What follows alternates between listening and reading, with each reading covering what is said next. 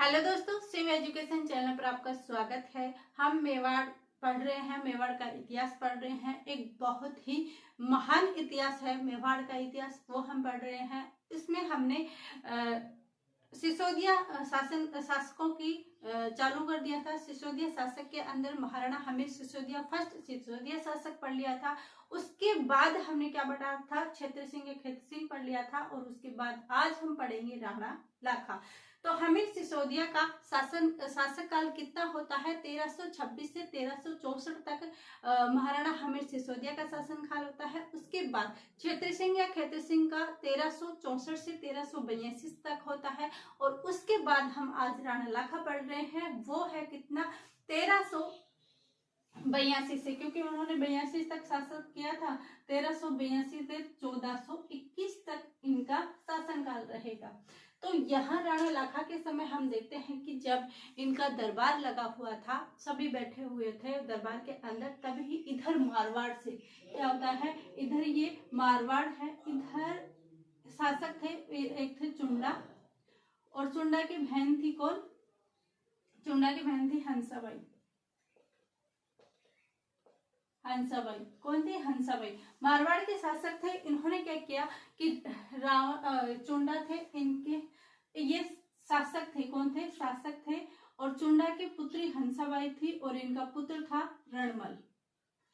कौन था, रणमल था। तो चुंडा ने क्या किया, रणमल को यहाँ का शासक न बना के कान्हा को बना दिया था। और इस वजह से हंसा और इनकी बहन थी हंसाबाई, तो रणमल ने क्या किया, विवाह का प्रस्ताव भेजा था इन मेवाड़ शासकों के पास। हंसाबाई की विवाह का प्रस्ताव भेजा था रणमल ने। लेकिन वहां पर जब ये विवाह का प्रस्ताव नारियल लेके गए, तब दरबार लगा हुआ था, उसी के अंदर चुंडा भी बैठे हुए थे और वहां पर लाखा भी बैठे हुए थे। तो चुंडा और लाखा बैठे हुए, तो जब लाखा वहां पर बैठे हुए थे, तब वहां पर आए इथकोन वाले, मारवाड़ वाले। इन्होंने बोला कि विवाह का प्रस्ताव आया है।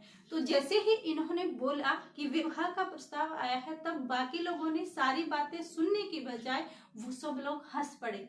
हंस इसलिए पड़े कि अब इस उम्र में भी आपकी शादी का प्रस्ताव आया है। और स्वयं राणा लाखा भी खुश हो गए, क्योंकि उनके समय जावर में चांदी तो निकल ही रही थी। और उन्होंने सोचा कि मेरी इस उम्र में भी लोग चाहते हैं कि मेरी शादी हो। कितनी खूब किस्मत है मेरी कि इस समय भी मेरी शादी का प्रस्ताव आया है।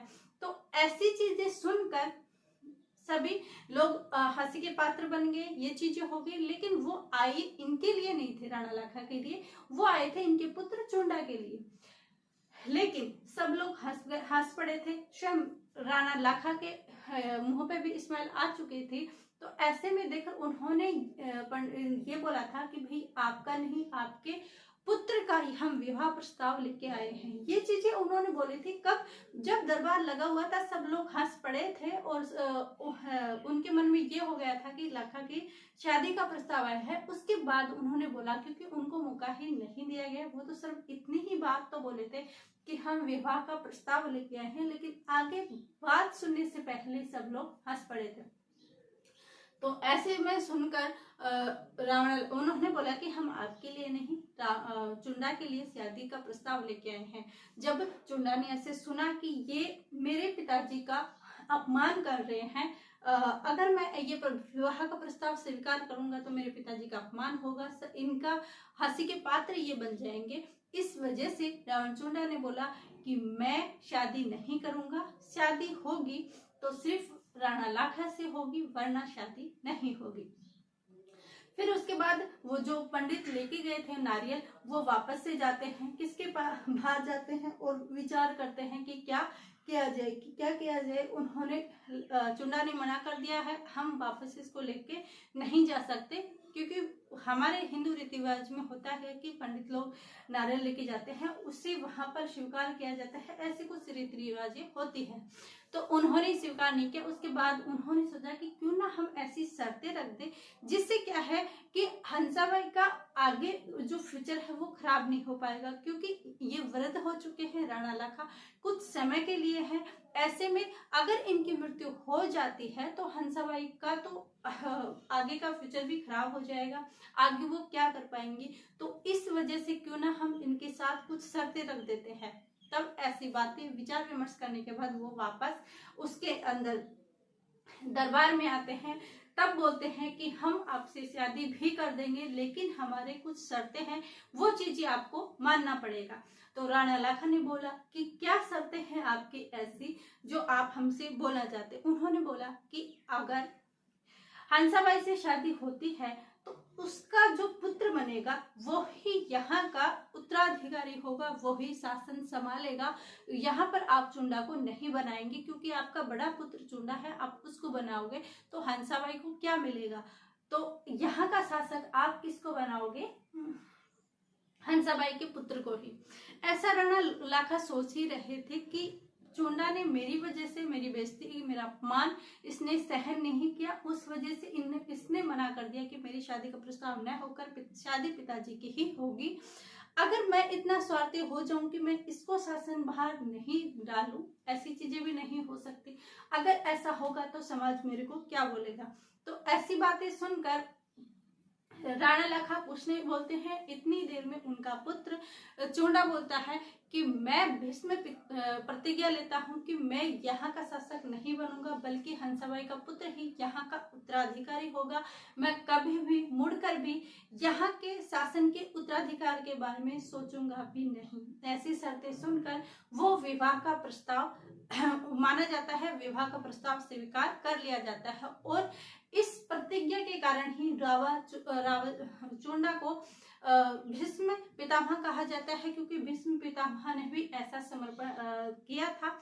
ऐसा समर्पण हमारे यहाँ 2 या 3 लोगों ने ऐसा किया है, जिसलिए हम इनको भीष्म पितामह के समान उपाधि देते हैं कि जिसने अपने पिताजी के लिए अपमान न हो, इस वजह से अपनी शादी के प्रस्ताव को कैंसिल करके, अपने शासन को कैंसिल करके उसने अपने पिताजी की खुशी ही मानी। लेकिन यहाँ पर आप ऐसे पितृहंता भी पढ़ेंगे जिन्होंने अपने पिता को ही मारकर शासन की भागदौड़ संभाली, शासक यानी राजा बनने का सपना पूरा किया। तो ध्यान रखना, इसीलिए भीष्म पितामह किसको कहा जाता है, रावण चुंडा को। तो राणा लाखा, तो यहाँ हंसाबाई से विवाह होता है। विवाह किससे होता है,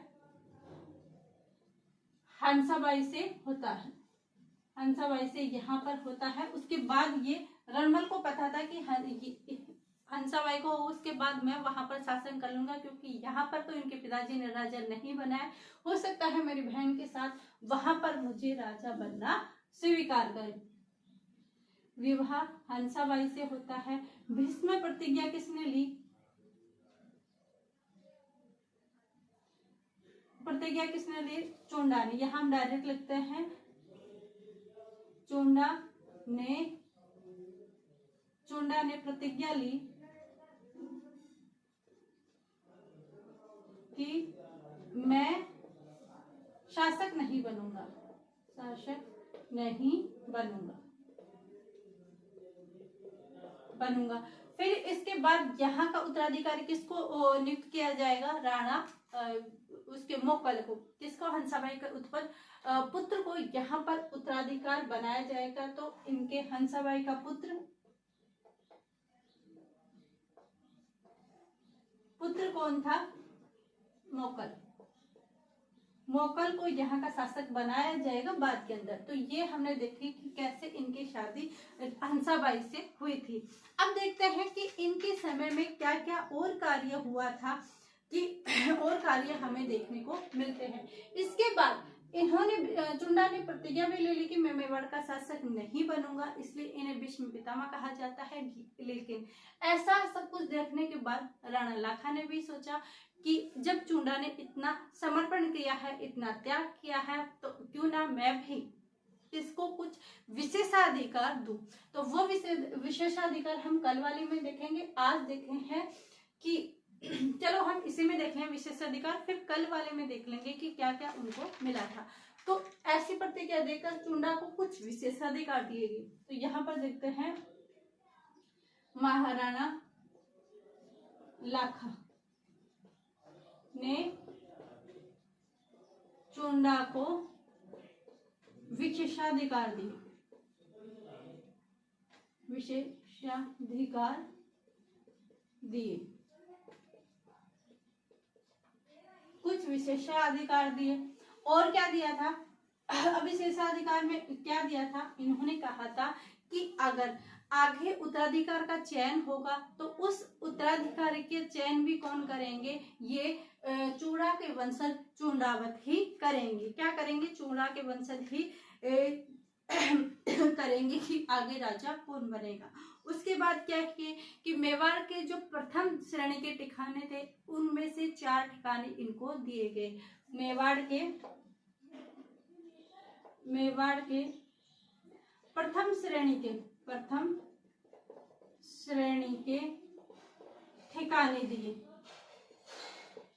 ठिकाने दिए। कौन कौन से थे? एक तो आमेर था, एक सलूम्बर था, एक आमेर सलूम्बर बेंगू। क्या था? आमेर सलूम्बर बेंगू और देवगढ़। कौन सा था? आमेर। दूसरा कौन था? सेलुम्बर, जो अब जिला बन गया है सेलुम्बर। और तीसरा आएगा देवगढ़ और चौथा क्या आ जाएगा? बेंगू। ये क्या किए इन्होंने? इनको विशेषाधिकार दिए कि आगे जो मेवाड़ के प्रथम श्रेणी के ठिकाने हैं ये चूड़ा के वंशज चुंडावत के होंगे। चूड़ा के ये क्या होंगे? 4 ठिकाने होंगे। इसके अलावा इसने क्या दिया था? इसके अलावा इन्होंने कहा था कि जो मेवाड़ की जो सेना है उसके हरावल भाग की जिम्मेदारी भी किसको दी जाएगी? इन चुंडावतों को दी जाएगी। क्या दी जाएगी? मेवाड़ की सेना की हरावल की जिम्मेदारी। मेवाड़ सेना के हरावल की जिम्मेदारी भी किसको मिलेगी? इन चूड़ा के वंशज चुंडावतों को मिलेगी कि मेवाड़ की सेना के हरावल की जिम्मेदारी भी इनकी रहेगी। दूसरी भी कोई भी राजपत्र होगा वो तब तक मान्य नहीं होगा जब तक इन चुंडावतों के हस्ताक्षर नहीं होगा। क्या? जब तक चुंडावतों के हस्ताक्षर नहीं होंगे। राजपत्र पर राजा के साथ चुंडावतों के हस्ताक्षर यानी अगर इनके हस्ताक्षर नहीं होंगे तो वो मान्य नहीं होगा। इनके उत्तराधिकार में भी इनका रहेगा। यही आगे वाले शासक को अगर ये हटा देते हैं तो वो अगला शासक नहीं बन सकता। तो ये क्या क्या? मेवाड़ के प्रथम श्रेणी के ठिकाने दिए, मेवाड़ की सेना की हरावल की जिम्मेदार दे दी और राजपत्र पर राजाओं के साथ चुंडावतों के हस्ताक्षर होंगे। और क्या दिया कि मेवाड़ के राजाओं के राज्याभिषेक की जिम्मेदारी। चौथा क्या दिया? मेवाड़ के राजाओं के राज्याभिषेक की जिम्मेदारी दी। राज्याभिषेक की जिम्मेदारी दी। ये महाराणा लाखा ने चुंडा को विशेषाधिकार दिए थे। तो हमने देखा कि मेवाड़ का इतिहास राणा लाखा जिसका विवाह मारवाड़ के चुंडा के पुत्री हंसाबाई रणमल की बहन हंसाबाई उससे इसकी शादी होती है और बाद में ये शर्त रखते हैं कि इनका पुत्र मुकल ही उत्तराधिकारी बनेगा। मुकल को बाद में उत्तराधिकारी, हंसाबाई का पुत्र मुकल को बनाया जाता है। चुंडा ने प्रतिज्ञा ली थी कि मैं जीवन भर यहाँ का शासक नहीं बनूंगा, मैं शासक स्वीकार नहीं करूंगा। फिर इससे समर्पण की वजह से लाखा ने चुंडा को कुछ विशेषाधिकार दिए। वो क्या दिए कि मेवाड़ के प्रथम श्रेणी के ठिकाने पर अधिकार किसका रहेगा? चुंडावतों का रहेगा। राज्याभिषेक की जिम्मेदारी चुंडावतों को दी गई। मेवाड़ की सेना की हरावल की जिम्मेदारी भी चुंडावतों को दी गई और राजपत्र तब तक मान्य नहीं होगा जब तक राजा के साथ चुंडावतों के हस्ताक्षर नहीं हो सकते। इसी वजह से महाराणा प्रताप के कृष्णदास चुंडावत ने तलवार बांधी थी, राज्याभिषेक गोगुंदा में कर दिया था, उसे ही राजा स्वीकार किया था इसी शर्त के ऊपर। इससे पहले करते थे, भील अपना अंगूठा काट कर उस रक्त से मेवाड़ के शासकों का क्या करते थे, राज्याभिषेक करते थे इससे पहले। तो ये हमने राणा लखा पढ़ा। इसके क्या क्या, इसके समय क्या हुआ था, निर्माण कार्य कौन से थे, वो हम पढ़ेंगे कल वाली क्लास में। यह वीडियो आपको कैसे लगी कमेंट करके जरूर बताइए, और लंबी क्लास है, अगर फ्लो में कुछ गलती हो भी गई तो उसके लिए माफी चाहती हूँ। यह वीडियो अधिक से अधिक शेयर कीजिए, लाइक कीजिए एंड सब्सक्राइब कीजिए। आप सभी का धन्यवाद। Thank you.